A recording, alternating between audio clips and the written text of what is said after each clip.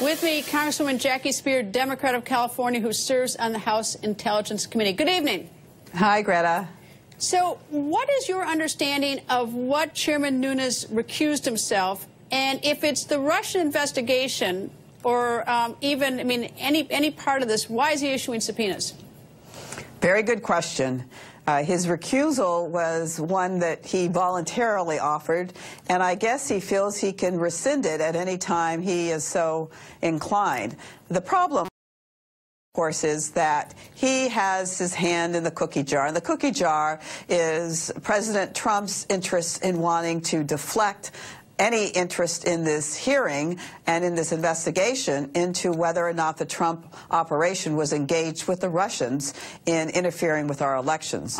As I understand, yeah, go ahead, sorry. And I just feel that he has really doing his level best to try and sabotage the investigation. You don't see this happening on the Senate side where Democrats and Republicans are working together. You only have it happening with the chairman of the House Intelligence Committee, the person who's been appointed to serve in Mr. Nunes' absence is Mr. Conaway, congressman from Texas, and he and Mr. Schiff, the ranking member, have been working very closely together. Did any Republican know these subpoenas were going out on the House Intelligence Committee, if you know? I don't believe so. They were done unilaterally by Devin Nunes. And I might also point out there was no need for them. Why would you subpoena the very agencies that come and speak to you every single week and are there to offer information any time we seek it? So it was really a blunder in my mind, and it once again shows that he is really a puppet of the president in trying to promote this alternative set of facts and this alternative narrative.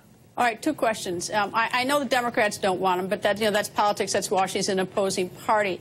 So here are my two questions. Do you trust Nunes? That's part one. And the second part is, do you know if the Republicans are disturbed that he is acting unilaterally?